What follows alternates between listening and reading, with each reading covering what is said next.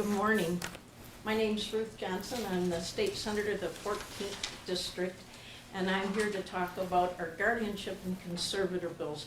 First, I'd like to thank those of you that have come to tell your story about how broken our system is and how it's impacted your lives, your quantity and quality of life of your loved ones. I also am so appreciative for the media that's here. Channel 7 with Heather Catallo, starting in 2017, took this on to make sure that we knew as citizens what's really happening. And she's done just so much work on behalf of the people. So I'd like to thank Channel 7 and Heather Catallo. She's shown that in our guardian and conservator system, the abuse that's really helped bring this issue to the forefront, so thank you for that. I also want to thank the Detroit News, and many of you have seen many of the articles that have come out. It was Karen Buffard, who recently retired, but who dedicated 18 months doing an in-depth investigation report coming out of the Senate hearing and guardianship conservatorship meeting that we held in Oakland County with Carrie Kasem in the summer of 2021. Senator Jim Runestad and I both sit on the Judiciary Committee because we want to fix this broken system. And I'm going to be brief because we want to hear from some of what represents thousands of individuals in our state who have been directly impacted by guardianship and conservatorship, either their loved ones or we have some that are here themselves. As you'll hear today, far too often the system fails to protect people who are often some of the state's most vulnerable. Last week, Senator Runestad and myself, along with our colleagues, Senator Paul Wayno from Macomb County and Senator Jeff Irwin from Washtenaw County, introduced bipartisan legislation to reform Michigan's guardianship and conservatorship system. Among other things, this package of legislation would require that professional guardians be certified, limit the number of individuals a single professional guardian or conservator can supervise, require an evaluation by a physician or mental health professional to be reviewed by a court prior to placing someone under guardianship, require that a person subject to a petition for guardianship be present at the hearing, require that judges explain the specific reasons on record when appointing a professional guardian rather than a family member to care for someone, require conservators to report all expenses paid out of the individual's funds, including the date, the payee, the amount, and the purpose, and require a guardian to keep individuals in their own homes whenever possible and provide greater court oversight when a guardian wishes to remove someone from their home and place them in a facility. I appreciate the work of Attorney General Nessel's Elder Abuse Task Force and also the work of the many stakeholders across our state. Too many families have been wronged and many have lost loved ones we can't bring back. But we can work together. We have to work together to make things better for others. And that's what we're doing here. And we're not going to stop. I'd like to introduce Senator Jim Runestad.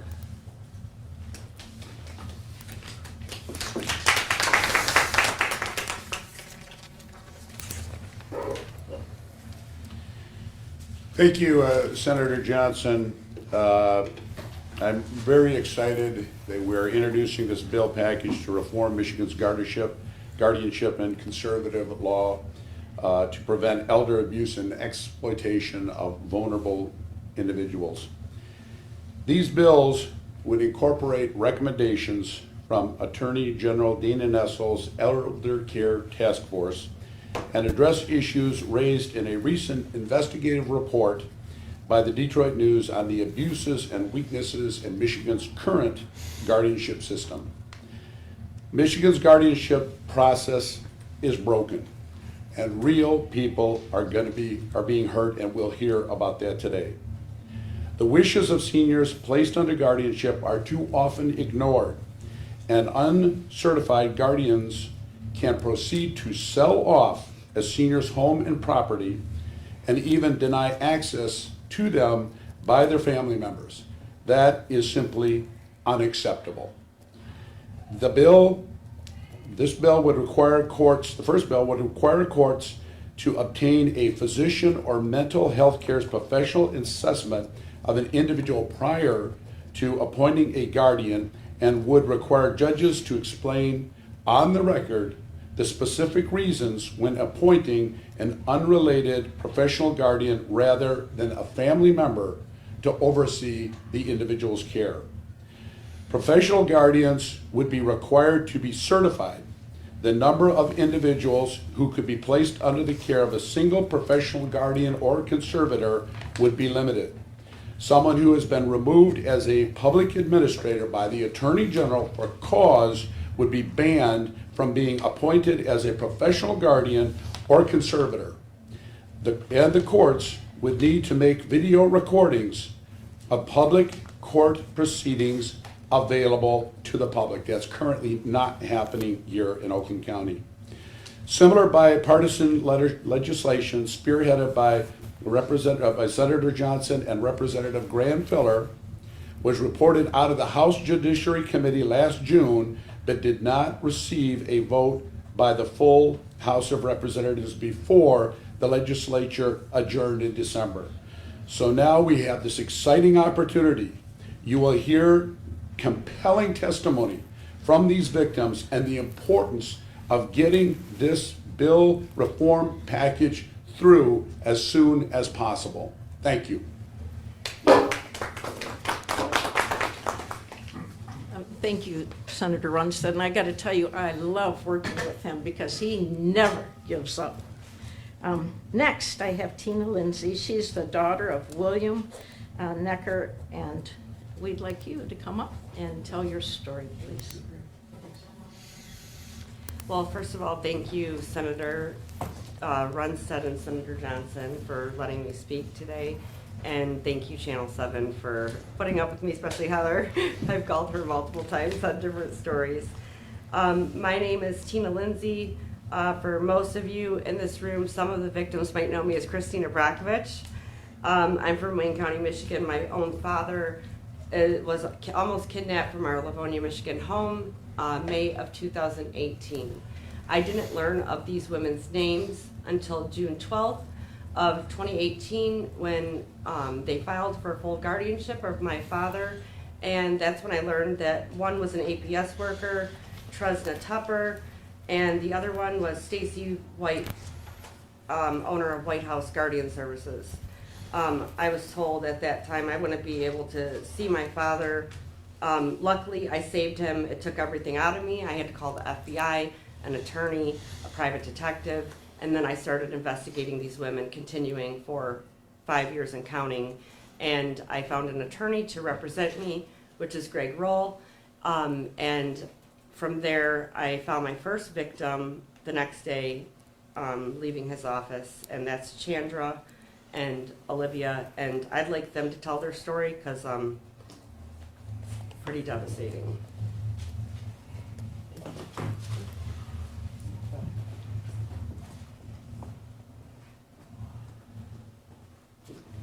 Hello, my name is Chandra. This is my sister Olivia. Thank you, Senator Rumsfeld and Senator Ruth, for definitely paying attention, to this matter. Back in 2018, my mother was taken under guardianship behind closed doors, how it was done. No one believed me at the time. It felt like there was just a ghost that all of a sudden dropped into our lives and decided they wanted to take our mother from us for no apparent reason. As this began, I, took my mom in to DMC Receiving Hospital. While she was there, she received care, and the next thing I know, I started getting random phone calls from a lady claiming that if I did not give her all my mother's financial information, banking information, her driver's license, things of importance, things that we don't just give to a stranger when they call you over the phone. And it was told to me that if I didn't provide this information, I would never see my mom again. Well, it was a joke to me at that point because I knew where she was. I was headed up to the hospital to get her. And then the calls persisted.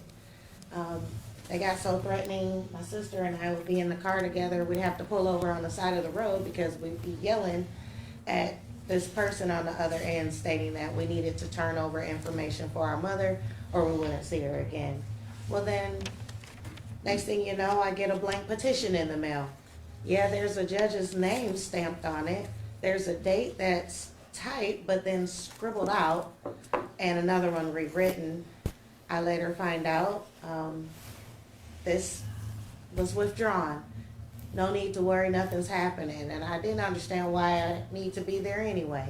Next thing I know, more threatening phone calls. And then I get a phone call from a guardian. At this point, she told me she was a guardian. She told me she was my mother's guardian and that she wanted to know what my directives were because she was going out of town. I told her, of course you're not my mom's guardian. I'm my mom's everything, dual power of attorney. Hadn't got conservatorship yet because that's a little different from Tennessee. However, this woman did tell me she made all the decisions. We went back and forth. I go to the hospital to check on my mom, and this guardian had changed the directives to do not resuscitate, and my mom was gone. But my sister will let you know some of the things that we endured before losing our mom. To keep it brief, she's no longer here with us. We are forced to live without her. Every day is challenging without our mother. I have PTSD behind losing my mom, and I just want justice. There is not a price you can put on losing your mother, is it? Never. I'm angry, and we are very determined to get justice for our mom. I'm done being silent. I pray all parties involved are penalized. In what world is this ever okay? Like, how low life do you truly have to be to disrupt families? You are not doing God's work and will be deemed as so. It has almost been 5 years without my mom, our mother, and nothing has been done. It's time. I'm not letting up, and there's never disrespect without retaliation. We need justice. We please. will get justice. Thank you.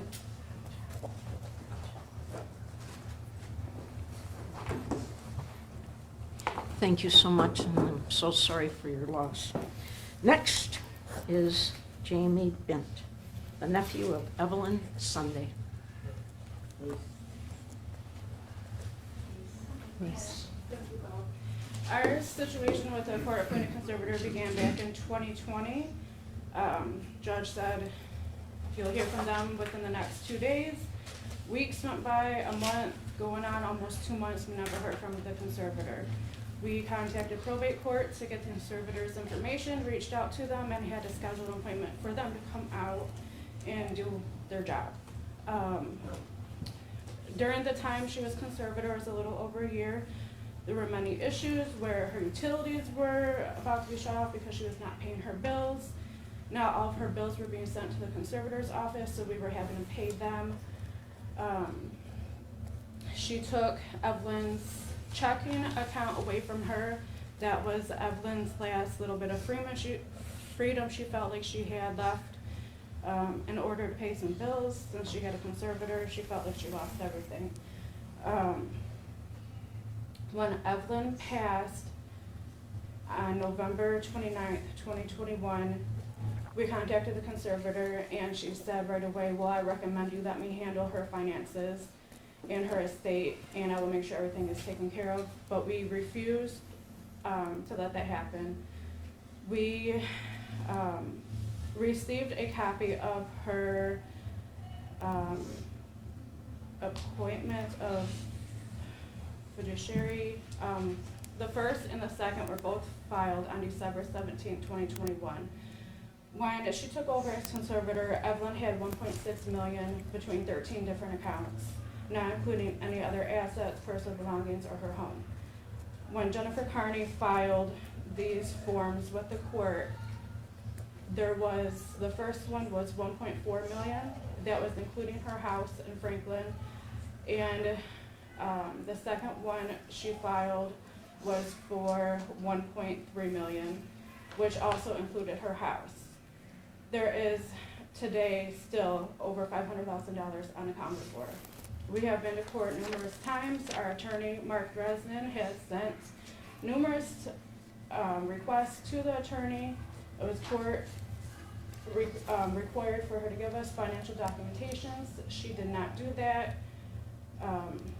She hired an attorney who is now trying to charge us $20,000 and said that we are harassing him and her, and they are going to file a restraining order on us.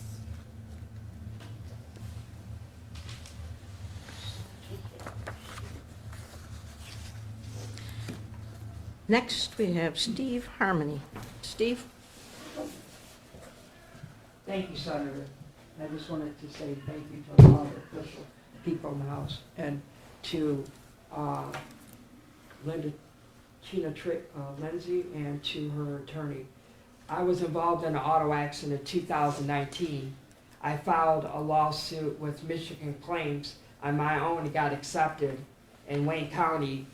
I went to an attorney, I hired him, his name was Bill Boyer, at Bill Boyer, St. Pierre, and he wanted me to settle my case, but I was looking for long-term benefits because I flew over the handlebars at 100 miles an hour.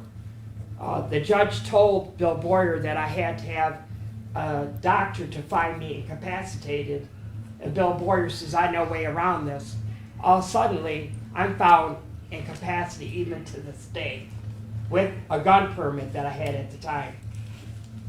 Darren Finley charged me $20,000 in less than a month and some kind of like for helping over my finances. Melinda Cameron works for Wayne County.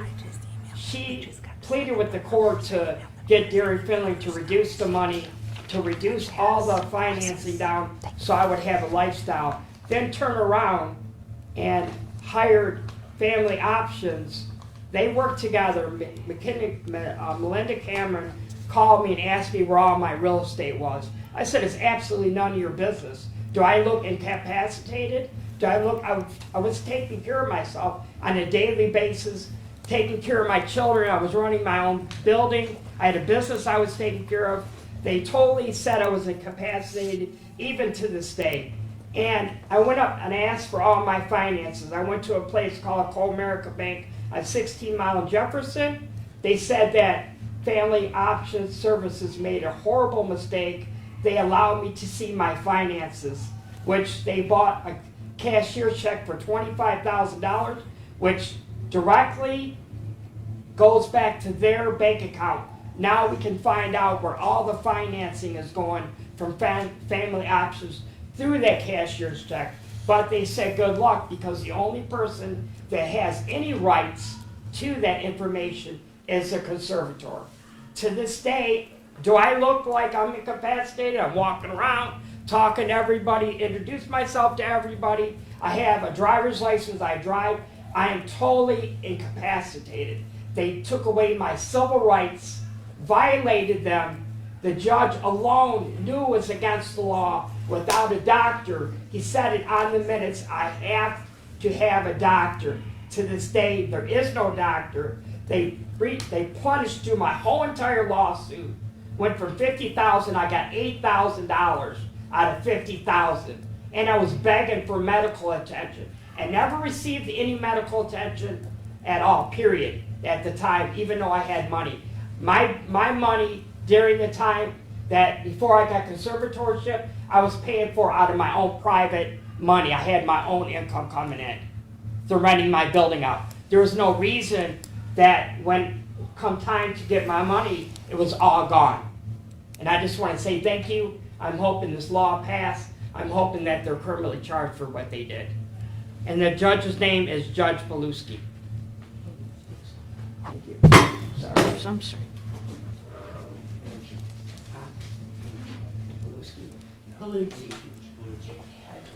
Yes, I apologize to all that are here for what's happened to them.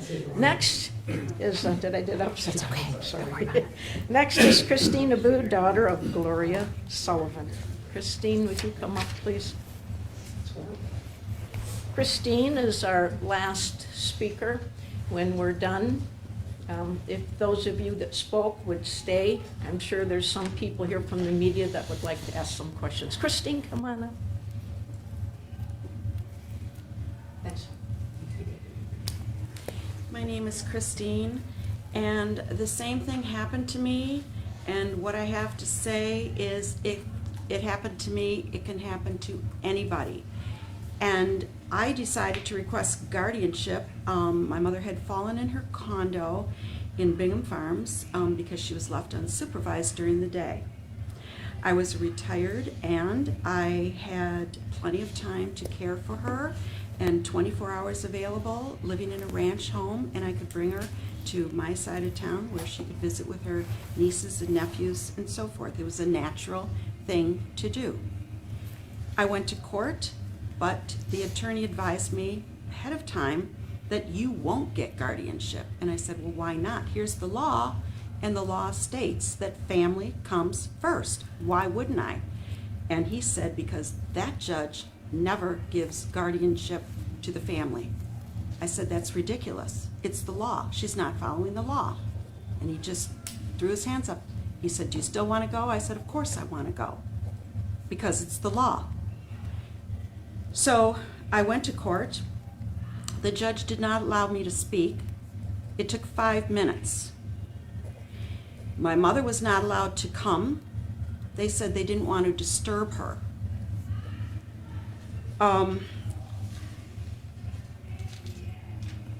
A public administrator was there waiting in the wings and was hired as the guardian.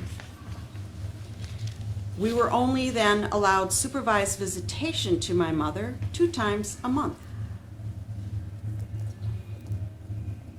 She wrote down everything during the visits. Everything was negative. My mother, I noticed, was poorly dressed in the middle of winter. She had on summer pajamas and was coughing and sniffling and using Kleenex. And I told the supervisor, I believe my mother is ill. She looks like she's very ill, and these pajamas are not suitable for her. And she assured me she's fine. Don't worry about her. It's just a cough. 2 weeks later, I was canceled my visitation because my mother was in the hospital in the emergency room with pneumonia. I demanded that I be able to go over and see her immediately because of her age, and the supervisor told me, no, it's not your visitation time. You'll have to wait for another week. I called my attorney, and he got me in immediately. Again, when I went to the hospital to visit her, I was criticized and told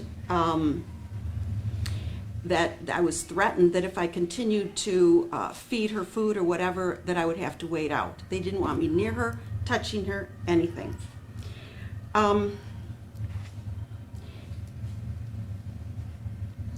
So I started going to the law library, and I studied the epic laws that governed the courts, the probate courts. And I went back to court, and this time I was my own person. I went per se. And I fought. I showed evidence of the law, and I won. And I won unfettered visitation. I was allowed to see her without supervision. Then I went further, and I pursued guardianship. The paperwork was done, and the guardian agreed. And 1 week before our hearing, I went to go visit my mother. She was missing from the nursing home. The nursing home said they didn't know quite where she was. Maybe she's at the hospital. I went to the hospital. They didn't know where she was. We got on the phone and called the guardian and said, my mother's missing. Tell us where she is. He said, well, I don't know. We'll look for her. This was 1 week before the hearing to get guardianship. I got a call the next morning saying that, I'm so sorry, Christine, but we found your mother. She was at a rehab center and she died last night. Oh my God. I slammed the phone down, and after hours of incomplete shock, I called that nursing home or that rehab center because I didn't believe them. And the rehab center said, we have no record of her being here. And in all my shock, I took into action to call back. I got a call the next day from the guardian.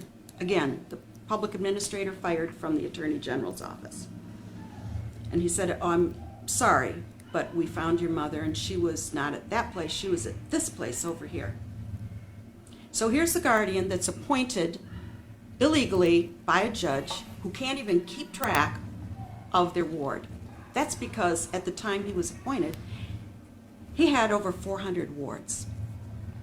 How can you keep guardians and have them survive? This is elder abuse, and it's a systemic problem. And if something isn't done today, if laws aren't passed, we're going to be the next generation that they are sitting waiting for.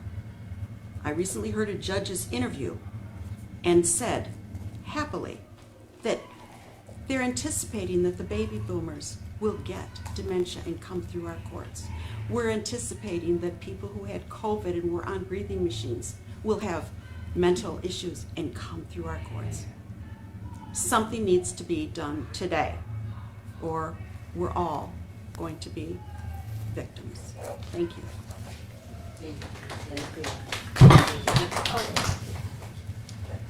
I think you're here for questions and answers. What is, Garrett? He's going to speak. I think he's going to say, yeah, he's going to talk. Okay, just 2 minutes, please. That's all I got. My name is Greg Roll. I represent many people in this room. I do want to thank the senators, free-thinking people who introduce this legislation, remedial legislation. I want to thank Heather Patello because she always exposes the corruption in our system, and thank God for that. There's a common theme here. The present system is broken. It allows for the uniform exploitation of our most vulnerable, the elderly, without the ability to contest it. And this legislation goes a long way to undo that. The situation is now that a unlicensed individual can be appointed and given authority by a court to take over a person and take them away from their loved ones and gain control over their assets. That's exactly what's being done. In most of these cases, I have people that are more concerned about stealing the assets of the individual and grabbing that money while the actual ward is in some hospital getting smothered by a pillow and dying. That's the reality of the present system, and it has to stop. Thank you so much. I think you summarized it very well. I've seen many cases and talked to dozens and dozens of people that their quality of life and their quantity of life have been stolen, and that's stealing from their family. So thank you so much. So if everyone could hang around in case there's some more questions.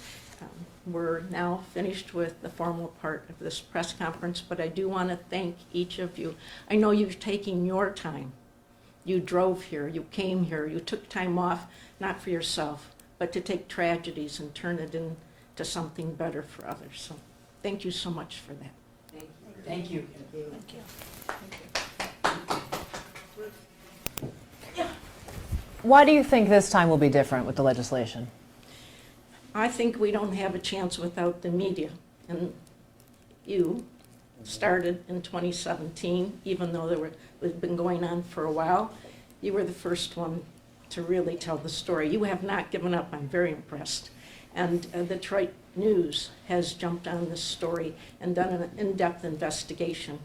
And I think if these people that are exploiting others, taking advantage of them, stealing their money, stealing their souls, if they can get away with it, they'll continue to. So I think we all have to work as citizens Jim and I are very committed, but if they can stop it, they will. There's a lot of money in this for people that just don't seem to care about others. We have a system that is broken, and it helps certain people that just don't care except about getting money.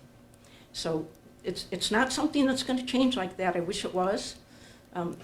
Senator Runestad worked on it when he was in the House. He simply wants the probate court to have to video, and he couldn't even get that through. We need accountability, we need transparency, we need to protect our most vulnerable. And they got to put up with Jim and I for another 3.5 years. So we'll keep working it, but I can't thank the Detroit News and Channel 7 enough. In reference to the PA legislation, we haven't seen the language yet, but that's obviously a pretty narrow group of people you're targeting with that. Do you have information that they were dismissed, quote unquote, with cause? Because it's like a volunteer position, right? And it has nothing to do with guardianship. Obviously, we know it was misused in guardianship, but I'm just curious with that particular language for the legislation, like what the goal is there. Well, we have so many PAs, so I'm not sure. I mean, our goal is transparency, accountability. The guardians need to be licensed because you need to be able to take away their license. What we've had happen here is the Attorney General's office has removed a number of people that were guardians and conservators because of concerns after they did the tour. So they come back to the counties and get jobs there and have dozens and dozens of wards after they've been released from the state level. So there's so much that needs to be fixed here, and I have found very simple language that most of us wouldn't understand. In a big bill, they might have the laws changed from may to shall, or the only person that can get the information is the personal representative, which often is an attorney. And so I did talk to 3 Michigan Court of Appeals judges, and here's another thing. They have a lot of cases because you, as the heir or someone that in the family, can never get an accounting of the money. They blocked it by very vague language in laws, and it seemed like a good law. And there's other laws that seem good that said, oh, the guardian will have to see them not once a year, but will have to go 4 times a year. That sounds great, but it says or personal representative. There's no legal definition of personal representative. So they don't see them at all, sometimes for years. It just doesn't seem important. And I have pictures of people that have been placed in some of these homes that have become septic because they haven't had decent, even a modicum of a healthy environment at all. These are people that have worked usually their whole lives, raised families. They deserve to be treated with dignity, but they're vulnerable, and these people are looking for vulnerable. They're hurting vulnerable, and they're hurting their families. I know at the start of last year, this was one of the priority packages for the Senate Judiciary Committee. What happened? Why didn't it get over the finish line? That's a very good question. And I'm happy to say that Senator Stephanie Chang chairs that committee now, and she signed on to all Jim's and my bills. When you have a chairperson sign on, that's a really good sign. And I believe that she cares very much about people over anything else. So how similar are these bills to the ones introduced last year? Are these just a reintroduction, or are there some tweaks made since? Most of them are reintroductions. There's some new ones, and Jim's was well before the package just to get the videotaping for some transparency. There's been, quotes by one of the judges that he will help take homes away. There has been a lot of things that have transpired since Heather Cataldo started this, and we need to aggregate it all. My staff's working on that right now. I have been told from an intermediary that 2020 might be interested in this. I think the more we can shine a light on what I consider corruption and taking advantage of vulnerable, the better off. We'll work with whoever we can, just merely for transparency. Look what's happening. How can this happen in America? I I'm an old backpacker. I've been to many countries, and I always say there's nothing like America. But this is a giant hole in our system. This isn't liberty and justice.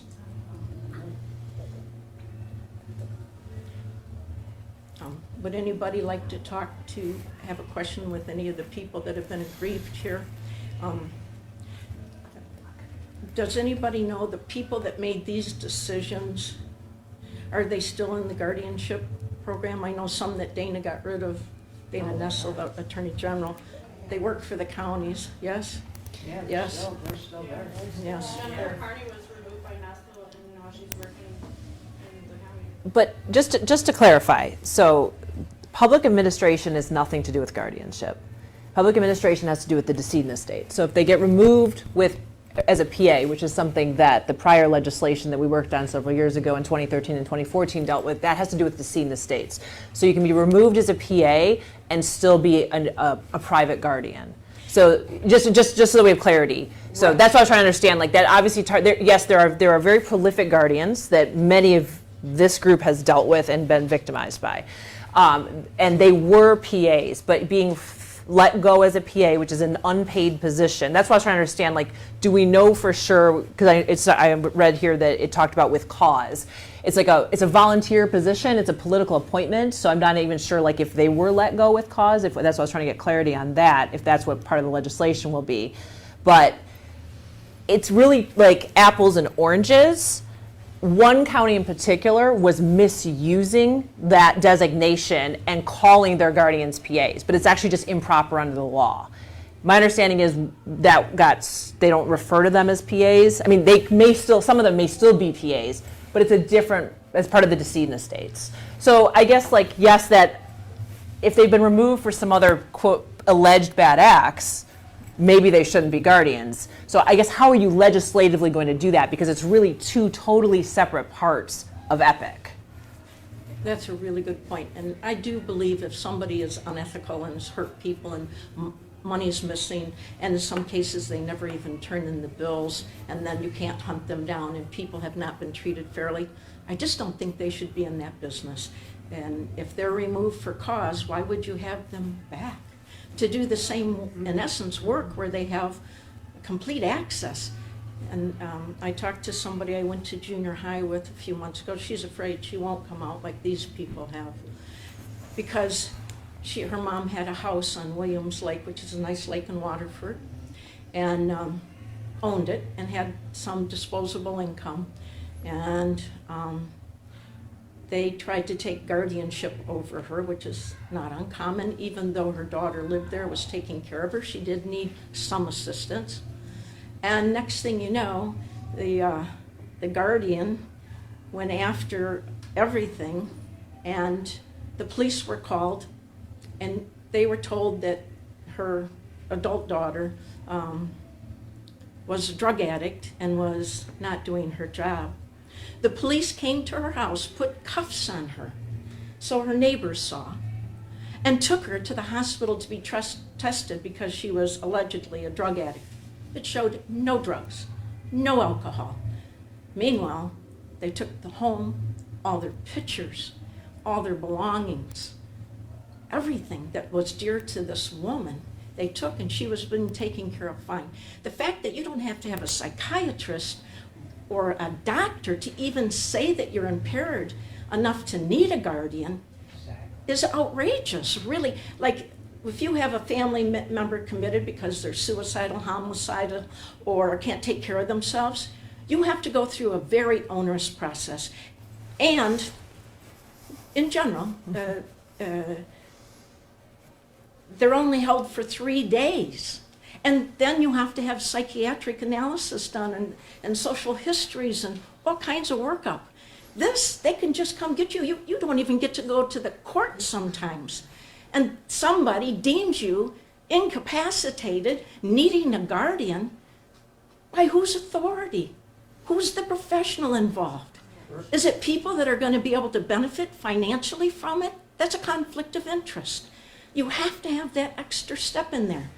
Even if you want, What about the conservator companies that are just taking all this money free-handedly, and they don't have to answer to what they're spending it on? And I can tell you Yeah, personally why? that the attorneys in this county fight so that a family member can't get conservatives and guardianship. But if they have to push really hard to get one or the other, that's what they want. They want to be the conservator. They want to take control of the money. And who knows where some of this money is. Some of the billings seem very high, but I've been heard and allegations that in Wayne County, they don't even have to fill out the paperwork that shows that there was X amount of money and here's how they spent it. How outrageous is it? They steal your soul, they steal your homes, your family. It's so horrible.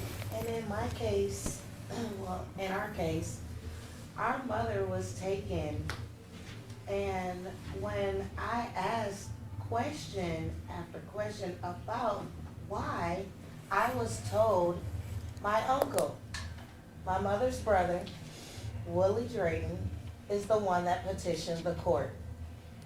I kind of laughed about that. It was very laughable because I'm wondering, I says, well, when did he reach out? Oh, just last week. I don't see how, because my Uncle Willie Drayton had been dead for at least 4 years. And Yes. the court still approved this guardianship. Based on someone who'd been dead for 4 years and obviously it was forged. It was forged. This system I does not provided have his checks and balances, obituary it does to not have Mr. transparency, and for some, it has nothing to do with the betterment of the person that they take over their lives. That's the problem. They never even offered, I never got anything saying, well, hey, we feel that Ms. Drayton is incapacitated. No, I never got any of that. Like I said, it was a blank petition. It felt like a ghost until it wasn't. I talked to a woman in Washtenaw County, it's not just in the Tri-County area, although it's very bad here. But I talked to somebody in Washtenaw County that the woman had made out the paperwork for her best friend because she didn't think her adult child could handle what was going to have to be done to help her. And the judge just ignored the paperwork. They can do that too. Not that it's right, not that it's ethical, but that's happening too from what I understand. And after we had our judiciary hearing with Casey Kasem's daughter at the county, I had people call me from all over. And one of the state senators who told me, oh, that just happens in, southeast Michigan, we have about half the population. He said, his wife said, well, that's interesting because that happened to my friend Martha, she just told me when I told her about. So this isn't just this part of Michigan. It isn't even just Michigan. We just happen to be rated as one of the worst in the nation. Does any of the legislation that you're proposing address conservators and guardians, professional conservators and guardians who have either bankruptcies or tax liens? Because a lot of people that get put in charge of people's money have their own personal financial problems, and I'm curious if any of the stuff you guys are introducing will address that. That's new to me, and now, yes, thank you for your knowledge and sharing that. I appreciate it. Yes. If you're going to be a professional conservator, I mean, if a family member has a bankruptcy, but they're still deemed by the court to be okay to be in charge of someone's finances, why would a professional conservator or guardian be allowed to have significant tax liens or prior bankruptcies? In my opinion, they're desperate, and desperate people do bad things often. And I just didn't know that, so that's very helpful. And Garrett's writing it up right now. And we go through the Legislative Service Bureau. We're working very hard to make this bipartisan because there's nothing partisan about this. It's just wrong. It's unethical. And if it's not illegal and these people are not held accountable, it will continue to happen. We just have to fix it. And it's an uphill battle because do you see how much money is in this and the people that benefit from it, how much power they have? Our laws have to change though, because if these laws don't change, like in my situation with my mother's case, here we are 5 years in a run, on a constant run. I have a wonderful attorney, very knowledgeable, he's on it. But if these laws don't change, it's basically falling upon deaf ears, is how we feel, because in my situation, if these laws don't change, we won't receive any justice for our mother. Because these people have been doing this repetitively, it's became their behavior. It's what they do. So they feel they're not doing anything wrong. Oh, it's a culture. And Yeah, and I've had definitely. attorneys who are afraid of taking on the culture. Oh, yeah. One of them I went to who was very honest and knowledgeable. I said, we need help here. She goes, I got 2 kids in college. And I won't be able to put them through college if I take on what I call the cabal. So she's honest. I appreciate it. She gave me a lot of information. I've talked to at least a dozen attorneys that I've been told are honest. And I was on the phone with Mark Dresden yesterday and last week. I mean, it's never been a secret. It's been going on for years, but I think with COVID, it's been perfected. And yes, it's a culture in many places. It is accepted. I think it's even bragged about by some. Yeah. Oh, yeah. It's not an easy thing to change. The laws are a start. And I started as a citizen activist, and I think that's really the only thing that creates change as long as the media is interested. They need to bring it out so more people feel the outrage that they should. But they don't know. Look at what a big issue this is. We're lucky we have people here today. And I'm grateful because I'm not a resident in Michigan. I ran away from Michigan because of things that were happening. The more that I entertained my attorney and trying to get things done. But I called Christina Brockovich, Tina Lindsay here, and it's now coming out, but it's coming out in small doses. There's television shows that talk about conservatorship and, oh, well, guess what? This law says it, in Utah, they're making changes. There's a Netflix movie about it that's out, but it starts out telling you, oh yeah, this is exactly what's happening, but it falls, into something else for the end. But it's like, just to see a smidge of it on television, no one believed me. It's gotta be right if it's going through the court. My family didn't even believe me. It's gotta be right, it's going through the court system, there's nothing corrupt about it. But now that you've got people like Tina here, you've got our senators working on it, other victims are actually coming forward and being courageous and not fearful of what could happen. Because I'll tell you, the more I fought this guardian thing with my mom, the more things happened to my mother. She started out talking just like you and I sitting here when she went into that rehabilitation center. I started getting those threatening calls about turning over her finance, information and stuff. The more I pushed back and tell these people, no, let me call my attorney. So give me your information so I can have my attorney call you. Before I met Mr. Rowe, my mom ended up suffocated with a pillow somehow. By someone we don't know, but I know when I went in that rehab center, there's a lady at the front desk that knew us from coming faithfully to see my mother. She was afraid to tell me. She's looking around, and then she enlightened me that a detective had been there. My mom was suffocated with a pillow. She had a bruise on her arm. She had a nasty I told bruise her on to her blink arm. her eyes fast. But it didn't happen. She was suffocated. Because guess what? She's got a guardian. You don't have a right to say nothing. I kept fighting to the point where my mom, within a few short months, went from having a great life to her demise. A couple months later, Within 2 months. she wasn't even 60 years old. This is a woman that loved to cook, loved her grandkids. Like I said, she's talking just like you and me. But the more I pushed back against this guardian issue, the more things occurred to her in that rehab center. So please take it from me. I've got 4 daughters. My sister and I, when I graduated high school, she started kindergarten. She's like a daughter to me too. But my mom was such a strong person and strong in our life that when she was taken from us like this, and I knowing my dead uncle didn't petition this is really crap. I didn't know where else to turn. After she died, this woman reached out to me. I was afraid to talk to her, but turned out she went through some things that I did too. Told me to call Mr. Rowe. He'll believe me. I said, no, he ain't gonna believe me. I was terrified, but I'm glad that I did because I told my story. Next thing I know, more people start telling their story, and it started catching on. My fear is being here today. Please don't let it be a big thing today. But in 2 weeks from now, we're not hearing anything. Nothing's changing. We got an attorney general that's saying, yes, task force, task force.